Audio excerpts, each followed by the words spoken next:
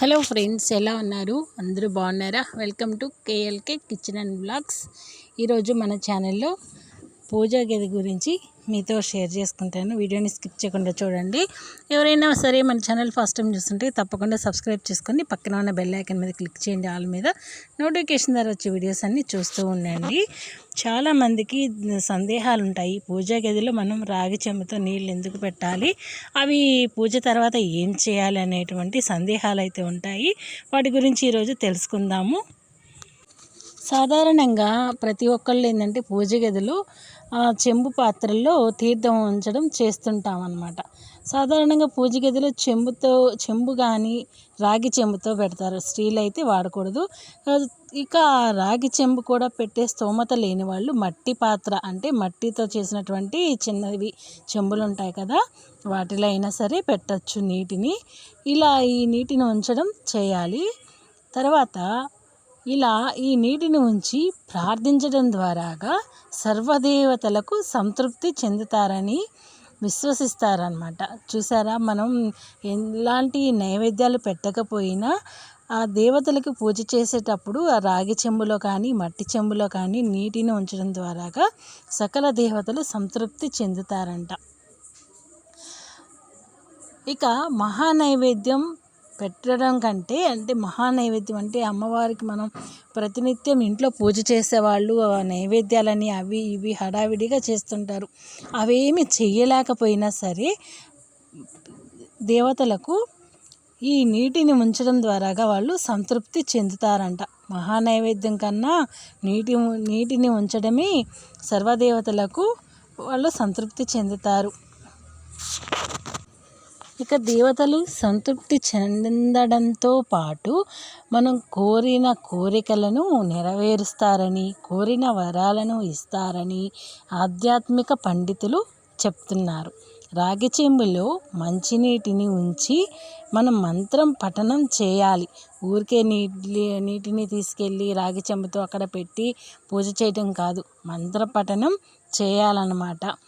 ఇక మంత్రపఠనం చేసిన తర్వాత ఆ నీటిని సేవించడం ద్వారాగా మనకున్నటువంటి అనారోగ్య సమస్యలు దూరం అవుతాయి.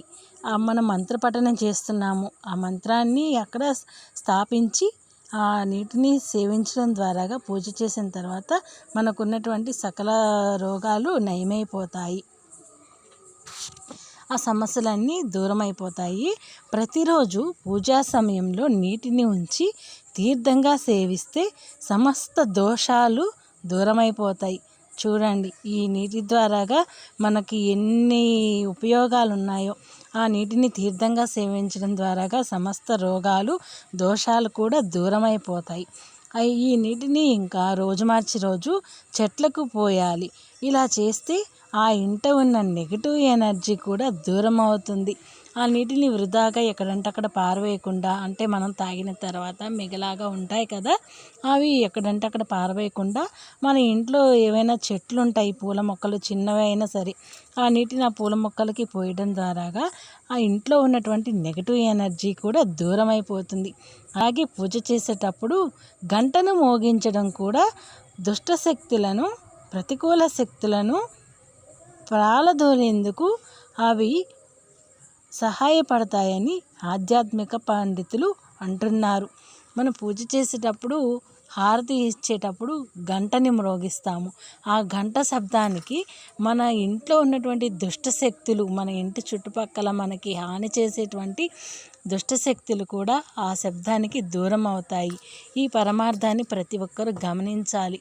గంటని ఎందుకు మోగించాలి, పూజా సమయంలో పూజా గదిలో నీటిని ఎందుకు ఉంచాలి, ఇవన్నీ మనం తెలుసుకోవాలి అన్నమాట. ఇక అలాగే పూజా సమయంలో ప్రకృతిని, పంచభూతాలను ఆరాధించడం ద్వారాగా ప్రతికూల శక్తులతో ఇబ్బందులు ఉండవు. చూసారా, ఇప్పుడు మనం ఎన్ని విషయాలు తెలుసుకుందామో. పూజ గదిలో ఏ చెంబులో నీళ్ళు ఉంచాలి, రాగి పాత్రలోనే ఉంచాలా లేకపోతే మట్టి పాత్రలో ఉంచవచ్చా, అదొకటి. రెండోది, ఆ నీటిని ఏం చేయాలి, మంత్రపఠనం ఎలా చేయాలి, ఇవి తెలుసుకున్నాము. ఈ నీటిని సేవించడం ద్వారాగా మనకున్నటువంటి సమస్త రోగాలు, సకల దోషాలు దూరమైపోతాయి. అంతేకాకుండా పూజా సమయంలో హారతి ఇచ్చేటప్పుడు గంటని ఎందుకు మోగించాలి? గంట మోగించడం ద్వారాగా మనకి దుష్ట శక్తులు దూరమైపోతాయి, ఇక ప్రతికూల శక్తులు కూడా దూరమైపోతాయి. ఇలాంటి మంచి మంచి విషయాలు తెలుసుకోవడానికి మన ఛానల్ని తప్పకుండా సబ్స్క్రైబ్ చేసుకోండి. పక్కనే ఉన్న బెల్ ఐకాన్ని క్లిక్ చేయండి ఆల్ మీద. వీడియోకి లైక్ చేయడం మర్చిపోవద్దు. మీ ఫ్రెండ్స్కి కూడా షేర్ చేస్తూ ఉండండి. మన ఛానల్లో devotional videos, family vlogs, kitchen recipes ఇవన్నీ అప్లోడ్ చేస్తూ ఉంటాను. మీరు వెయిట్ చేస్తూ ఉండండి. ఛానల్ని సబ్స్క్రైబ్ చేసుకోండి. వీడియో నచ్చినట్లయితే ప్లీజ్ లైక్ చేయండి. మీ ఒపీనియన్ ఏంటో నాకు కామెంట్ సెక్షన్లో చెప్పండి. Thank you for watching my videos. మరొక వీడియోతో మళ్ళీ మీ ముందు ఉంటానండి. Stay connected our channel. God bless you అండి. వీడియోకి లైక్ చేయడం అయితే మర్చిపోవద్దు. Thank you so much friends.